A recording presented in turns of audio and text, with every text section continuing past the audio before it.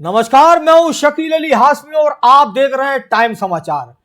Time समाचार के इस पैनल पे आज हमारे साथ किसानों के मुद्दे को लेकर जुड़े हैं शिवनारायण सिंह परिहार, जो किसान कांग्रेस के प्रदेश अध्यक्ष हैं, और हमारे साथ जुड़े चंद्रभान राय साहब, जो भारतीय जनता पार्टी के वरिष्ठ नेता हैं और जो धरने पर बैठे 7 दिनों से अपनी मांगों को लेकर। गौरी शंकर बिधुआ जी, जो किसान नेता हैं, हमारे साथ जुड़ गए हैं। आप सभी मेहमानों का टाइम समाचार पे स्वागत है।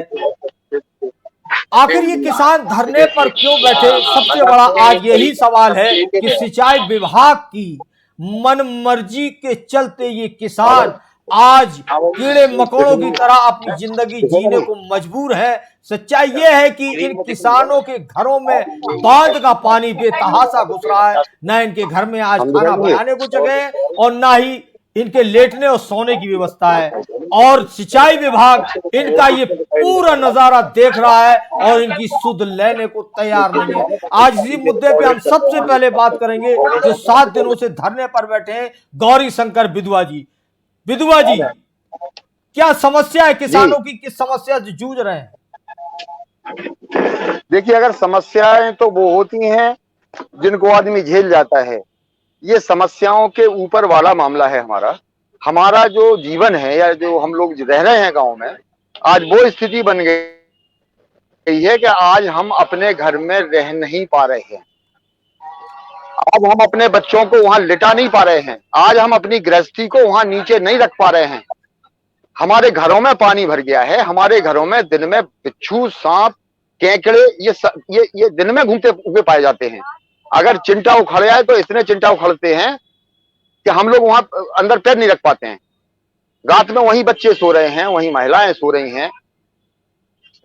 बिजली है नहीं में, और जब अगर सांप घूमते नजर आते हैं, सांपों की आवाज आती है, तब ये लोग फिर अपना दिया। बिधुआ जी, 7 दिन हो गए आपको किसानों के साथ गांधी उद्यान में बैठे हुए। क्या अभी तक आपके पास कोई प्रशासनिक अफसर या सिंचाई विभाग का कोई आला अफसर पहुंचा है क्या? मैं आपको बता दूंगा, खाली 7 दिन नहीं हुए हैं। इसके पहले 14 दिन हम इसी गांधी उद्यान में बैठे। उसके बाद 1 महीने 3 दिन हम सिंचाई विभाग के हेड ऑफिस में बैठे। उसके पहले हम गांधी उद्यान में बैठे। उसके पहले हम 3 सालों से संघर्ष कर रहे हैं इसी मुद्दे को लेके। इस मुद्दे को लेके हम अधिकारियों को भी गांव में लेके गए। अधिकारी सिंचाई चीफ और लेवल 1 तक हमारे साथ गए। हमारे पास पूरे फोटोग्राफ हैं। उन्होंने ये कहा, वहां जाके ये कहा, समय समस्या बहुत बड़ी है, जटिल है, इसका समाधान आपका शीघ्र हो जाएगा। लेकिन सिर्फ आश्वासन ही हमें 3 साल से मिल रहे हैं। हम वहां मौत के मुंह पे बैठे हुए हैं।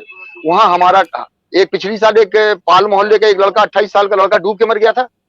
वहीं बच्चे खेल रहे हैं, वहीं सांप खेल रहे हैं। बिधुआ जी, हमारे चैनल के माध्यम से सरकार तक ये बात आपकी पहुंचेगी। हम भारतीय जनता पार्टी के वरिष्ठ नेता हमारे साथ हैं चंद्रभान राय साहब। चंद्रभान राय साहब जी, आपसे एक सवाल कि किसान धरने पर बैठे हैं झांसी में, समस्याओं से जूझ रहे हैं।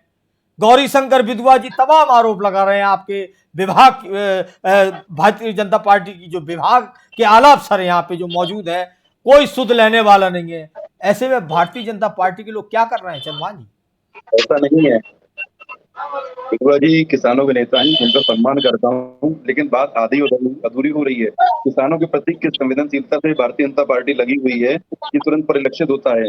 विगत अभी अगस्त के स्टार्टिंग से और जुलाई के लास्ट से बारिश शुरू हुई है। इस बारिश की परिस्थिति में भी उत्तर प्रदेश के संवेदनशील मुख्यमंत्री आज भी हवाई दौरे पर हैं। लगातार महेंद्र सिंह जी लगातार 4 दिन से हवाई दौरे पर हैं और हर जगह की बाढ़ की स्थिति का नियंत्रण करने के लिए और बाढ़ की राहत के लिए तुरंत तत्काल प्रयास किए जा रहे हैं। आज माननीय मुख्यमंत्री जी झांसी से लगे हुए उत्तर प्रदेश के जिले जालौन में के रामपुरा में आज 3:30 बजे स्वयं बाढ़ की स्थिति जानने के लिए जाए हैं। लगातार प्रभारी मंत्रियों को तैनात किया गया कि बाढ़ की गंभीर स्थिति से निपटने के लिए जान माल की कोई हानि ना हो, उनसे संवेदनशीलता के साथ लगे हुए हैं। विशेषतः आपका जब ये मसला आया हुआ है डैम को लेकर कि डैम के डूब क्षेत्र में ये इस तरह से अव्यवस्था की बात हो रही है, या किसानों के रिहेबिलिटेशन या किसानों के पुनर्व्यवस्थापन का कार्य अभी तक पूर्ण नहीं हो सका है। ये ऐसी जानकारी मिली है आपके द्वारा, और निश्चित तौर पर जब यहाँ तक समस्या आई है लेकिन उसके यथासंभव निराकरण के लिए आज या कल में ही इस माध्यम को ऊपर तक पहुंचा के और जो भी होगा मैं आपको अवगत कराता हूँ तुरंत विषय पर। नहीं नहीं चंद्रभान जी, तो क्या आपको मैं ये नहीं लगता ये किसान क्या बेवजह बैठे हैं, इनको कोई परेशानी नहीं है?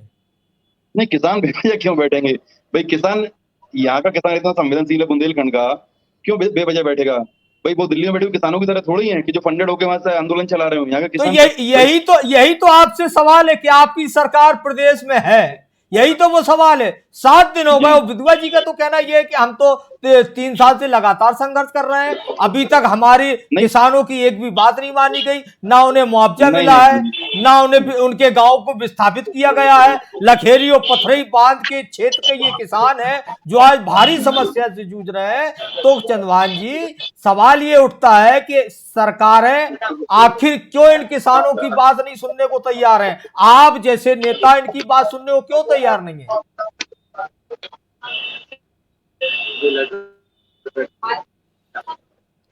चंद्रभान राय साहब, क्या तैयार नहीं है?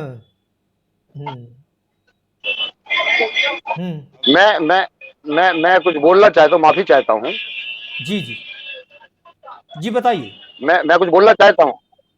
जी बताइए। सबसे बड़ा विषय, सबसे बड़ा दुख इस बात का भी है कि मैं आपको बताऊं कि बुंदेलखंड में भारतीय जनता पार्टी को इतना प्रचुर मात्रा में समर्थन किया हम लोगों ने। हम लोग किसान ही किसान हैं बुंदेलखंड में, कि जहां विधायक और सांसद सब इनके हैं। आज 3 वर्ष होने के बाद, और ये मामला अभी का नहीं है, जब से बांध बना है उसका जो रिसाव होता है, उससे जो दवारी गांव है उसमें विधवा जी, अरे विधवा जी एक सेकंड, लगता है चंद्रभान राय जी से मेरा संपर्क टूट गया है और कोशिश कर रहे हैं हमारे टेक्निकल के इनका संपर्क दोबारा जुड़ जाए, इनसे सवाल का जवाब जो है इनसे लेना है। मैं सीधा अब विधवा जी बात करूंगा शिव नारायण सिंह परिहार जी से, जो किसान कांग्रेस के प्रदेश अध्यक्ष हैं। शिव नारायण जी, किसान किस समस्या से जूझ रहा है और विधवा जी ने जो मुद्दा उठाया है, तो क्या लगता है ये जायज मुद्दा है? क्या वाकई में किसान परेशान है? सबसे पहले तो मैं शकील जी आपको आभार प्रकट करूंगा कि इस भीषण संकट में आपने किसानों पर बात रखी है और अपने चैनल के माध्यम से हम लोगों की बात ऊपर तक जाएगी, ये हम सभी को विश्वास है। हमारे वरिष्ठ नेता बैठे हैं आदरणीय विधवा जी। जहां तक हमारे भाजपा के मित्र कह रहे हैं कि भारतीय जनता पार्टी किसानों के हित में बहुत बड़ा काम कर रही है, लेकिन मैं आपको बता दूं, उत्तर प्रदेश का ये जो बुंदेलखंड क्षेत्र है, यहाँ पे किसानों की बड़ी संख्या है और सरकार, खासतौर से भाजपा सरकार, किसानों के प्रति बिल्कुल संवेदनशील नहीं। अब जिसके घर पे छत टपक रही है, जिसके घर में पानी घुस रहा है, इस भीषण बारिश में इतनी बाढ़ें आ गई हैं हर जगह, जालौन में और भी कई जगह, जहां लोग जान बचाने की जद्दोजहद में लगा है, वहीं अपने जनपद झांसी का सिंचाई विभाग, इसकी कार्य प्रणाली इतनी खराब है कि जैसे अभी हमारे वरिष्ठ नेता बैठे हैं विधवा जी, लगातार पथराई डैम का मुद्दा आज से नहीं कई सालों से उठाया जा रहा है, लेकिन आज तक वहां के पीड़ित किसानों को न्याय नहीं मिला। चाहे समाजवादी की सरकार रही हो, चाहे भाजपा की रही हो, आज वर्तमान में भाजपा की सरकार है। और इसी कड़ी में मैं आपको बता दूं, हमारे मऊरानीपुर तहसील में एक बांध लखेरी भी है। हमारे नेता वरिष्ठ बैठे हैं विधवा जी, उनको पूरा मामला पता है, जहां पे इस बार सिंचाई विभाग और शासन प्रशासन ने ये घोषणा की है कि आप गांव खाली कर दीजिए, हम पूरा बांध भरेंगे। अब मैं ये कहना चाहता हूं भाजपा सरकार से, जिम्मेदार अधिकारियों से, कि अभी जो विस्थापन की प्रक्रिया है वहां बड़ी ढीला पोल की है। अभी तक मात्र जो विस्थापन के लिए किसानों को जगह दी गई है, वहां पे 2 से 3 आदमियों का प्लाट बनना शुरू हुआ है। अभी 99% आदमी गांव बुढ़ाई में रह रहे हैं और 4-5 किसानों के घरों में आज भी 4-4, 5-5 फीट पानी भर गया है। अब अगर सरकार कह रही है कि हम किसान हित में बड़ा काम कर रहे हैं, तो मुझे धरातल पर कहीं नहीं दिख रहा है। आज भी लकेरी बांध शिव नारायण जो जी, आपका बुढ़ाई शिव बचेरा नारायण पे जी, स्थित है। अरे शिव नारायण जी, तो आप जी इस पूरे मसले जी की, जो जी किसानों की दयनीय स्थिति है, जो किसान परेशान है, रात में सो नहीं पा रहा है, खाना नहीं बना पा रहा अपने घरों, इसका जिम्मेदार आप किसे मानते हैं? सिंचाई विभाग या सरकार की सिंचाई उदासीनता? विभाग और सरकार है, इन्हीं दोनों की मिलीभगत से किसान का उत्पीड़न हो रहा है, किसान परेशान है। इनको मुआवजा तक विधवा नहीं दिया है। अभी अभी विध- 80 बालिग लड़के ऐसे हैं लकेरी बांध में जो पात्र हैं, उनको मुआवजा सिंचाई विभाग ने नहीं दिया है। तहसील के, कमिश्नर के, डीएम साहब के, सारी जगह हम लोगों ने चक्कर काट चुके हैं। वर्तमान में विधवा जी अनशन कर ही रहे हैं। अब इससे बड़ा क्या प्रमाण चाहिए सरकार को, भाजपा को?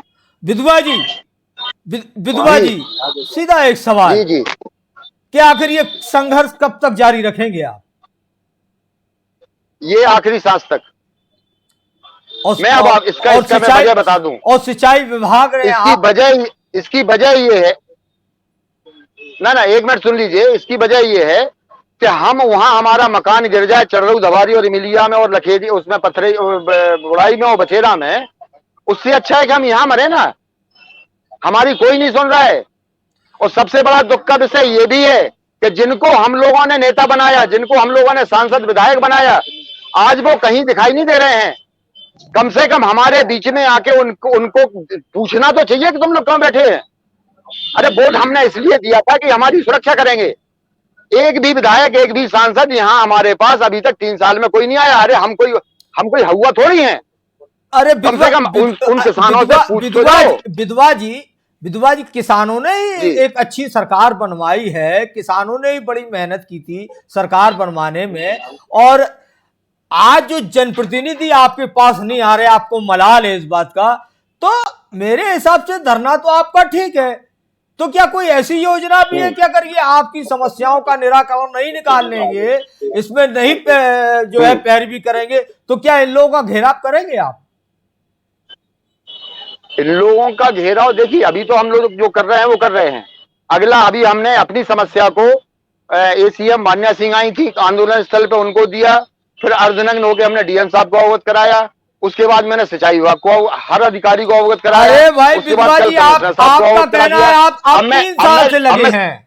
विधवा जी, आपका कहना 3 साल से मांग रहे हैं। अरे सुनिए तो, आपका कहना है 3 साल से धरना प्रदर्शन कर रहा है, 3 साल से किसानों की समस्याओं की लड़ाई लड़ रहा है, 3 साल से हम मुआवजे की बात कर रहे हैं, 3 साल से हम डूब क्षेत्र की बात कर रहे हैं, लेकिन क्या इसका समाधान अभी तक आप निकलवा पाए हैं?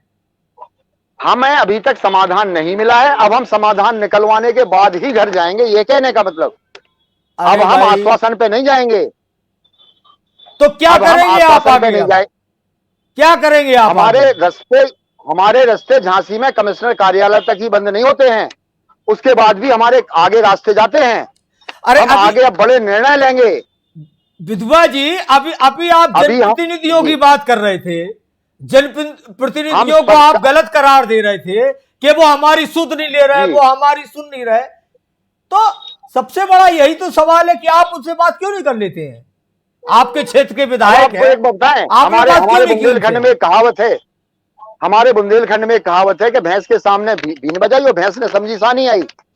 अरे इनको ये नहीं दिख रहा है? आज गली गली का, गांव का बच्चे को पता है कि वहां इतना बड़ा आंदोलन चल रहा है। 1 महीने 3 दिन हम सिंचाई विभाग में अच्छा, तो फिर यही मान लिया जाए ना, यही मान लिया कि जनप्रतिनिधि आपकी समस्याओं को सुनने आएंगे नहीं, और आप अपनी समस्या लेके उनके पास जाएंगे नहीं, आप सिर्फ शासन प्रशासन का घेराव करेंगे, उसका समाधान निकले या न निकले उसके लिए आप किसानों के साथ धरने पर बैठे रहेंगे।